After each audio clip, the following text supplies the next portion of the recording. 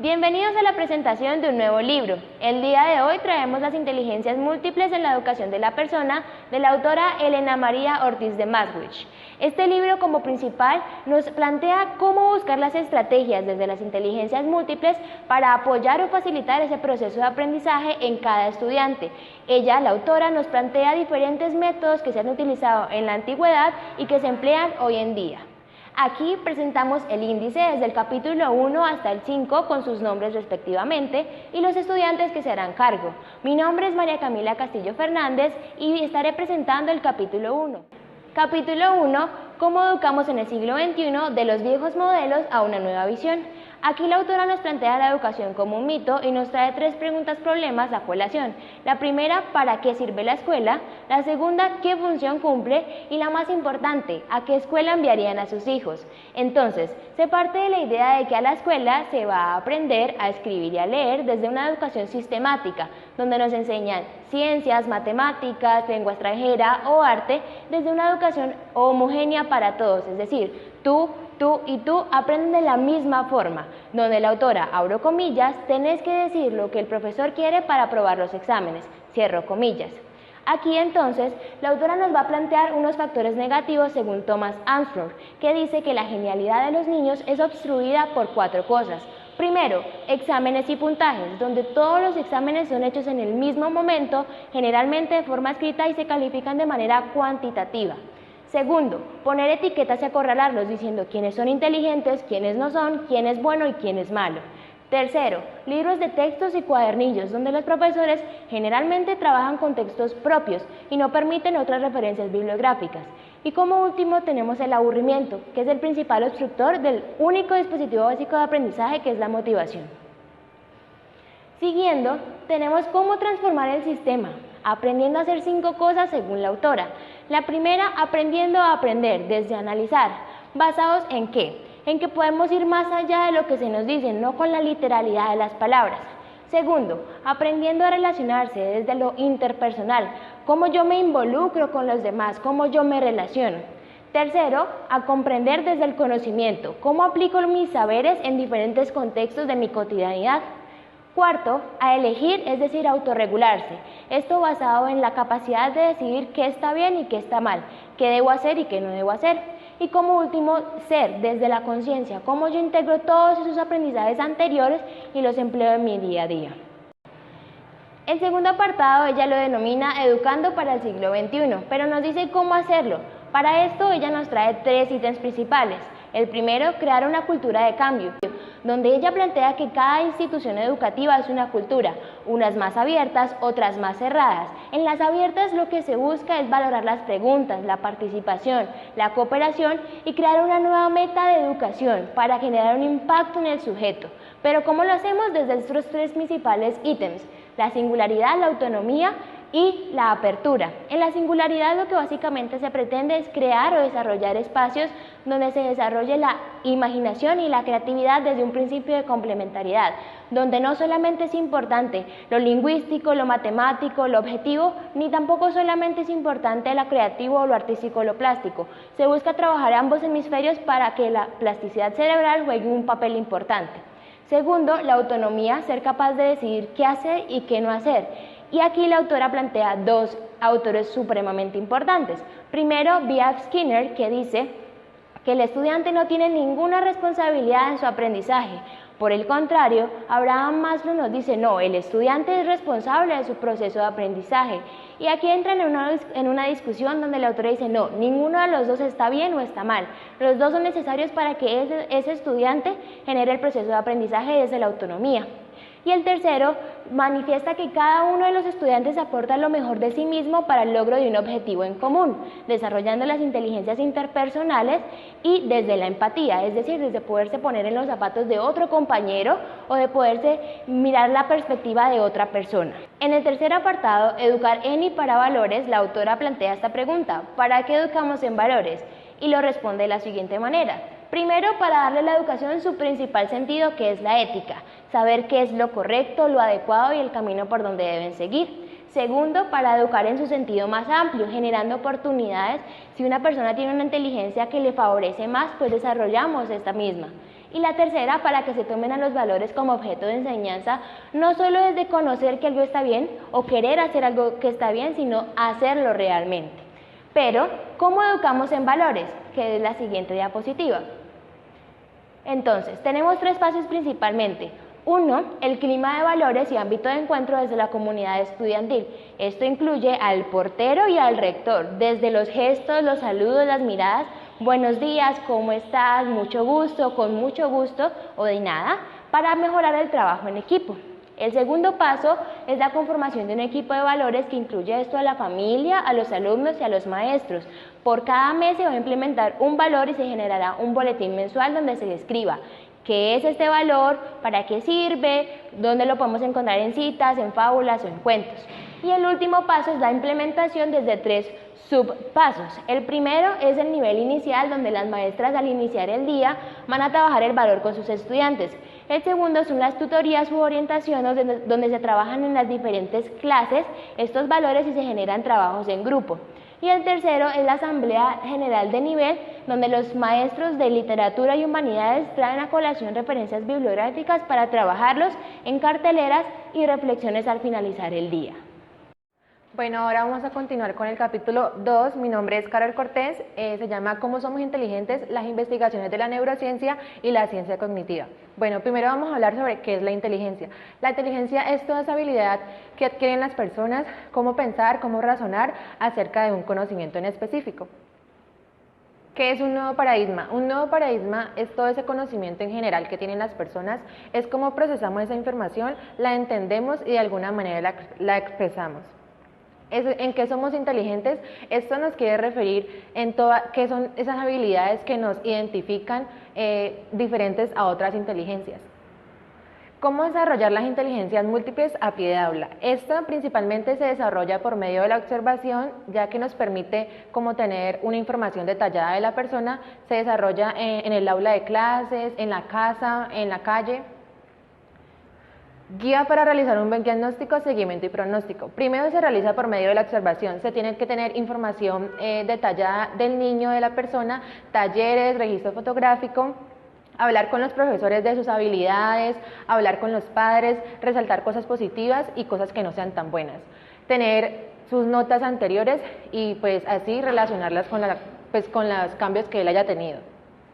También pues está la guía para trabajar las inteligencias múltiples. ¿Cómo se desarrollan estas? Primero se le enseña a la persona cuáles son esas inteligencias, se le informa, luego se hace un diagnóstico y luego se le dice a la persona como que esas características son las que te definen, tú tienes esa inteligencia. Luego se desarrollan diferentes actividades que de alguna manera demuestren esas inteligencias. Y también se hace un registro como en cartelera sobre información acerca de cada una de las inteligencias. Ahorita, ¿cuáles son estas inteligencias? Primero está la inteligencia lógico-matemática, que esta es la que nos permite razonar, pensar, realizar procesamientos matemáticos. Podemos usar recursos como lo son objetos contables, rompecabezas. También está la inteligencia lingüística, que esta es la que nos permite hacer uso de la lengua y la expresión escrita. ¿Cómo podemos usar un recurso? Leer un libro, expresarnos en frente de personas, leer artículos, entre otros.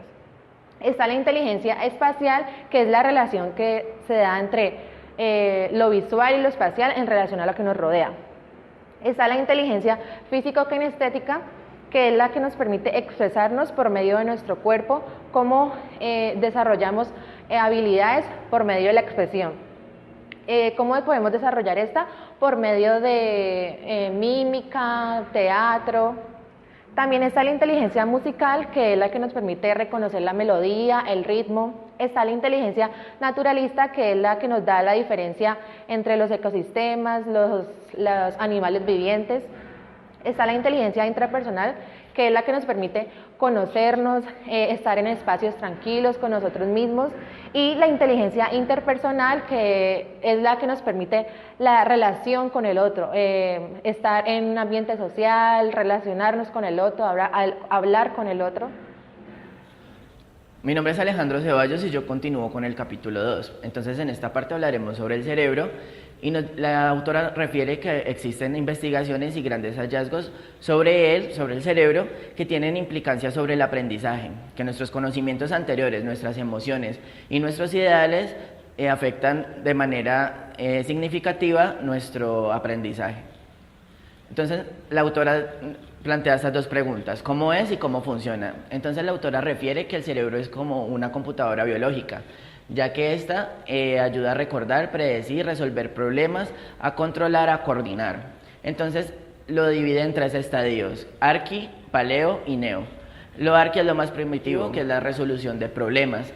Lo paleo, que lo define como un escalón más en la evolución, que es la adaptación a la supervivencia y a la adaptación de contextos. Y neo es la corteza de Homo sapiens, que es lo más humanamente del cerebro y lo define como el asiento del cerebro. También nos dice que existen 4 centros distintos para el lenguaje en el hemisferio izquierdo.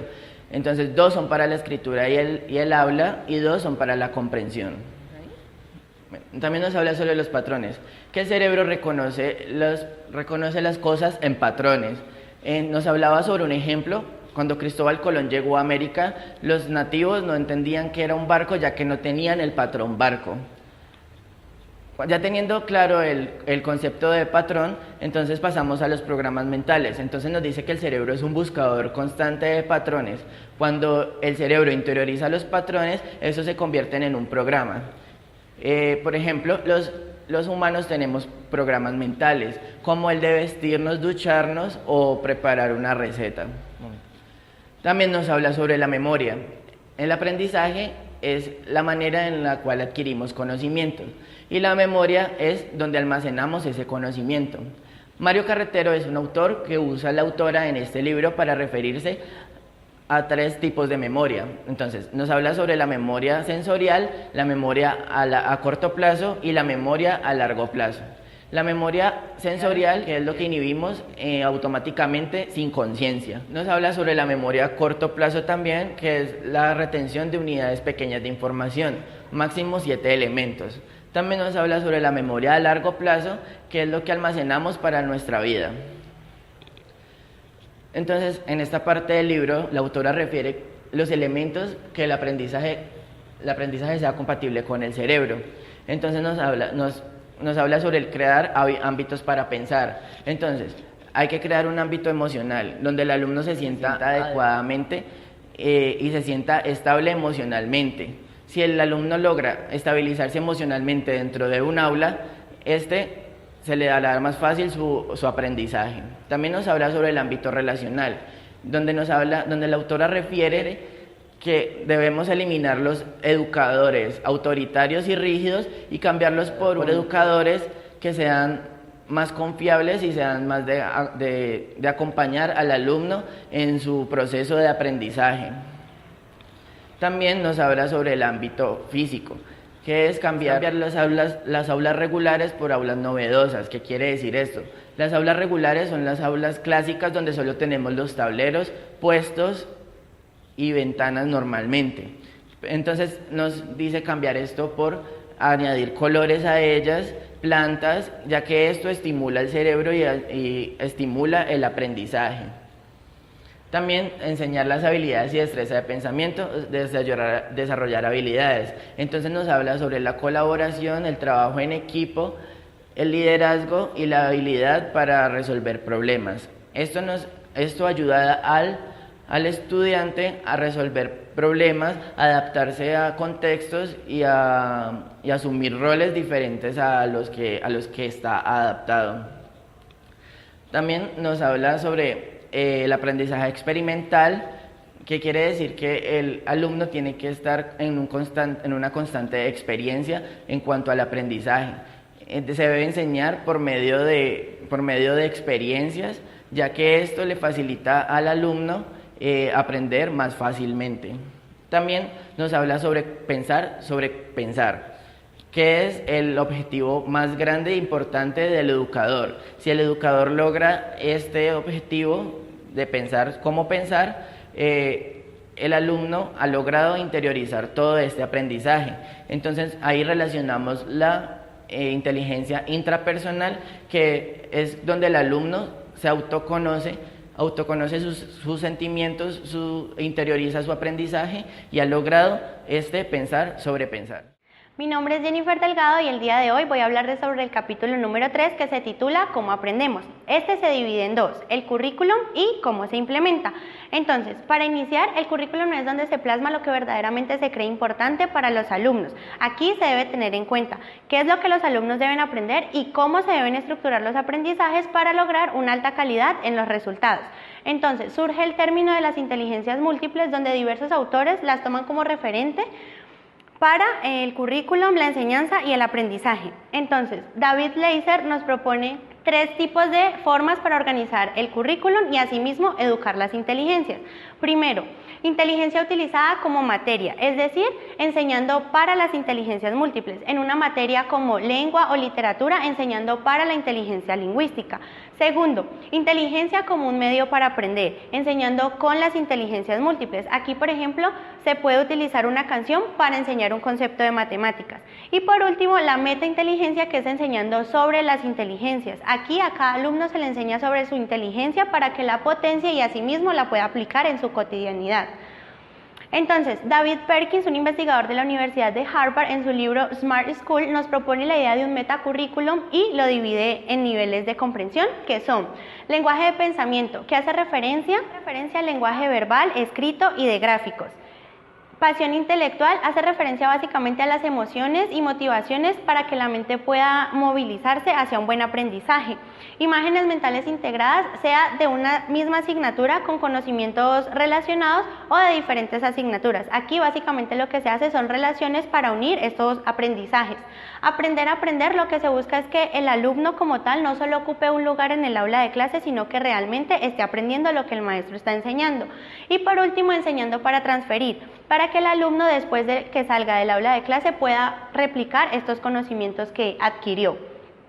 Entonces, para adquirir un currículum de calidad, Susan Kowalik nos propone este método. Entonces, se tiene en cuenta la unidad de temática anual, que es el tema que se va a trabajar en el currículum, y es el hilo conductor.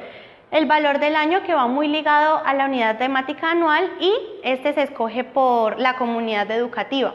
Identificando el concepto hace referencia básicamente a lo que se quiere dejar en la memoria a largo plazo de la persona, es decir, seleccionar el lugar físico y el tema cercano a la realidad. Aquí la autora manifiesta que para adquirir el conocimiento es necesario adquirir experiencias directas, es decir, salir del aula de clase y enfrentarse a la situación que se quiere dejar en cada alumno. Y organizar los componentes mensuales y los planes quincenales y semanales hace referencia al tiempo en que se va a demorar cada actividad que se va a realizar. Entonces, en la segunda parte de cómo se implementa, nos hablan de los modelos de clase, en donde nos dicen que se pueden tomar diferentes modelos de clase según los objetivos que se hayan propuesto y que no es necesario enseñar las 8 inteligencias al mismo tiempo, ya que esto es un proceso que cada alumno va descubriendo por sí mismo. Entonces, en los tiempos y formas de trabajo, en el nivel inicial de la educación general básica 1 y 2, tenemos estas formas de trabajo. Primero, trabajos en grupo. Entonces, un grupo de alumnos se reúne para dialogar un tema de interés y posteriormente hacer una reflexión escrita y entregar a su maestra. Esto se divide en 3 momentos. El primer momento se realiza un trabajo con la maestra y se selecciona la personalidad de la semana, que es un niño que se ha destacado y cuenta gustos e intereses. El segundo momento se desarrolla el valor de mes y se hace a través de actividades grupales y personales, y en el tercer momento se desarrolla el tema del plan.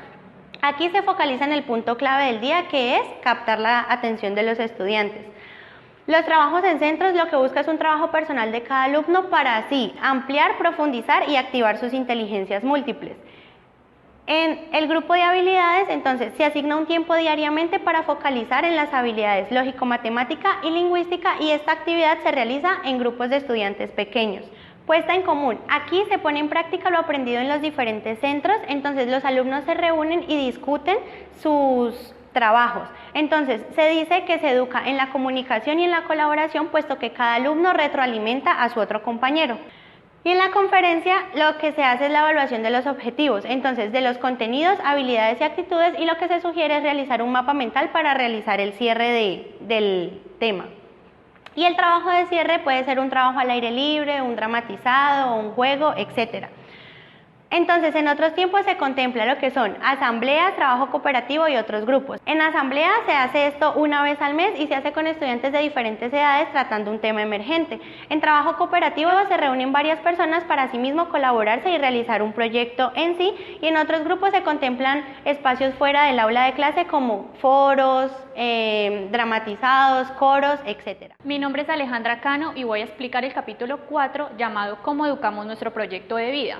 En este capítulo, el autor nos indica que la persona inteligente no es la que lee todo de una vez y se lo aprende, sino que la persona inteligente es la que tiene un conjunto de habilidades sociales y emocionales, es decir, que estos influyen en la adquisición del conocimiento y también en la habilidad del pensamiento. Además de esto, también la mente y el cuerpo están directamente influenciados con el proceso de aprendizaje, es decir, que las características o estas condiciones externas van a influir en la focalización del aprendizaje del individuo o del estudiante.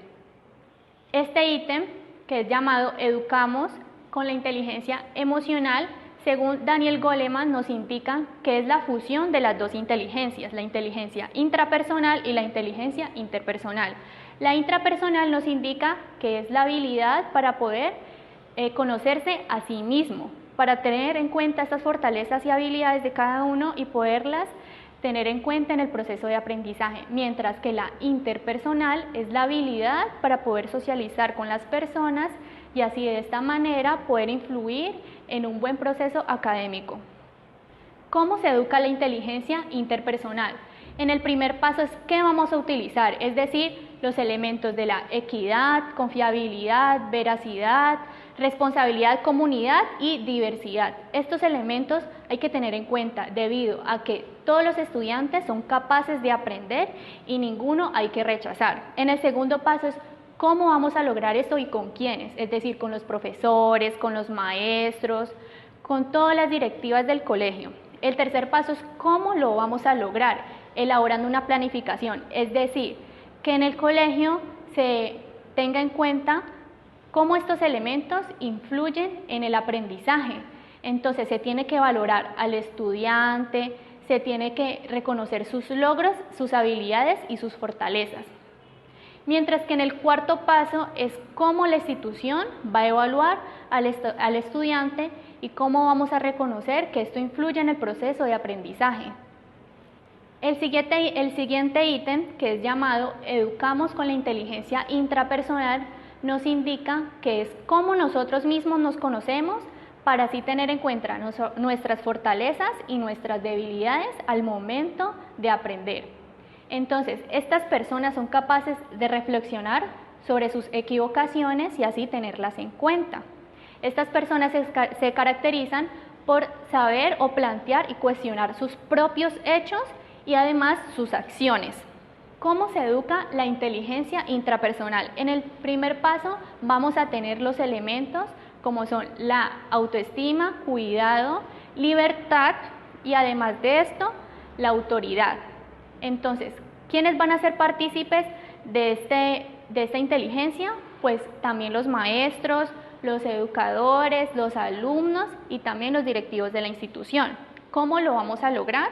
Lo vamos a lograr teniendo en cuenta qué es lo que el niño hace, incentivando la educación como un medio para aprender satisfactoriamente, es decir, que el niño sienta esa autonomía al hacer las tareas y que no sea obligado al hacerlas. Mientras que el cuarto paso se debe determinar cómo se evalúa este niño, es decir, tomar todas estas habilidades que ellos tienen, estas fortalezas y debilidades para poder cumplir con la inteligencia intrapersonal. Mi nombre es María José Capote y yo les voy a explicar el capítulo 5, el capítulo final, que se titula ¿Cómo evaluamos y comprendemos? Bueno, el autor en este capítulo nos expone principalmente un nuevo paradigma, donde nos dice que la educación para el siglo XXI está basada en los valores. Entonces, primero nos expone Stephen Covey, nos dice que comenzar con el fin como meta. ¿Qué quiere decir esto?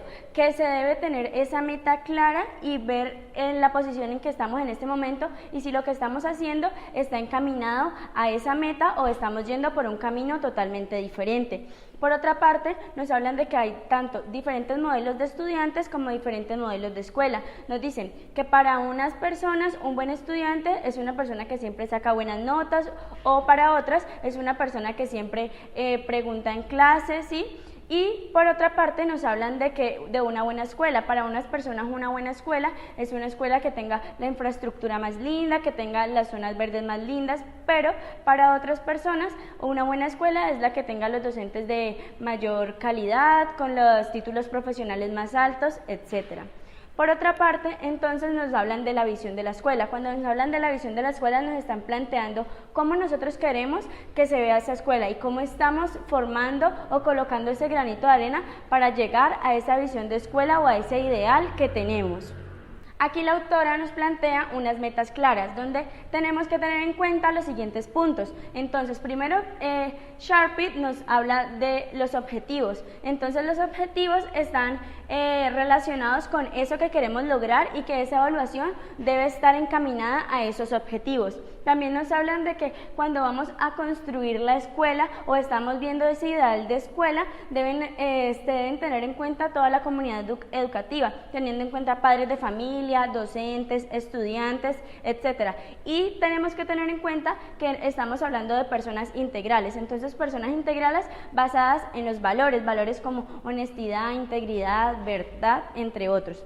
Por otra parte, también nos plantean un modelo de certeza versus un modelo de incertidumbre, donde nos hablan de que esto se debe hacer como una conjugación y hablar de que ese modelo debe evaluar durante todo el proceso. No se debe hacer la evaluación al final del proceso, es decir, al final del año, sino que se debe estar en una constante evaluación tanto de los alumnos como de los docentes, ya que este es un proceso integral.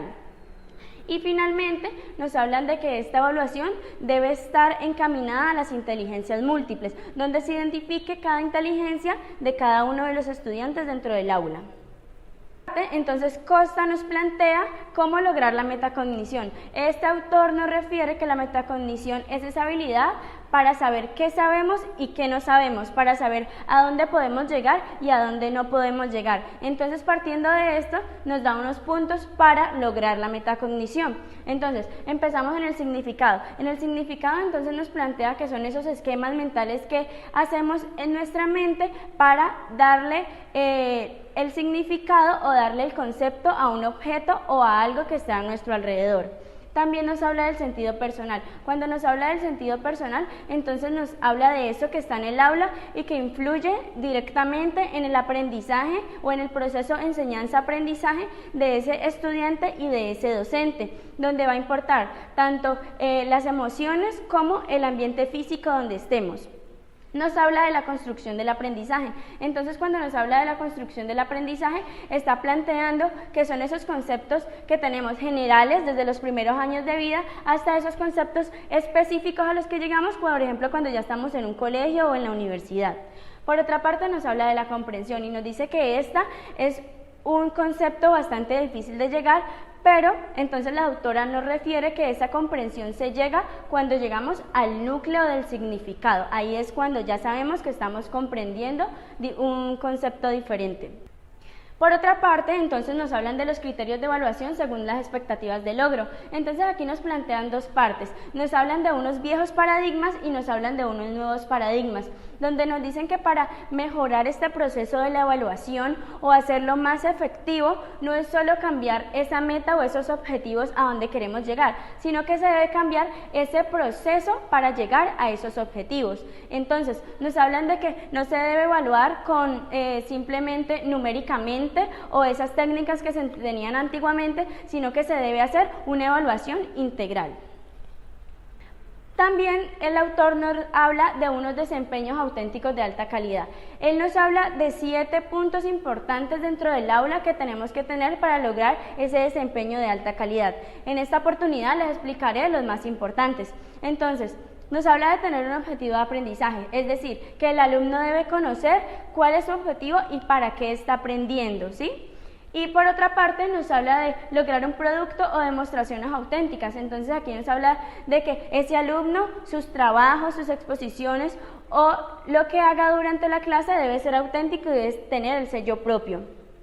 También nos habla de dar a conocer los criterios de calidad. Entonces es aquí donde está inmerso el docente en este proceso, cuando el docente es el que tiene que tener esa postura y dar cuáles son los criterios para calificar ese trabajo. Entonces, si es una exposición, el docente debe decir que va a calificar el contenido, es decir, el concepto que tenga el alumno, va a calificar la expresión, va a calificar la puesta en escena. Finalmente, entonces nos dan 2 puntos que nos dicen transferir el aprendizaje a compromisos de valor. Este específicamente nos habla de que los alumnos, después de haber hecho ese proceso de metacognición, lo que deben hacer es transferir esos conocimientos que adquirieron a otros contextos donde ellos se desenvuelvan, donde va a estar referenciado ese autoconocimiento o esa autorregulación y autorreflexión para compartir estos conocimientos.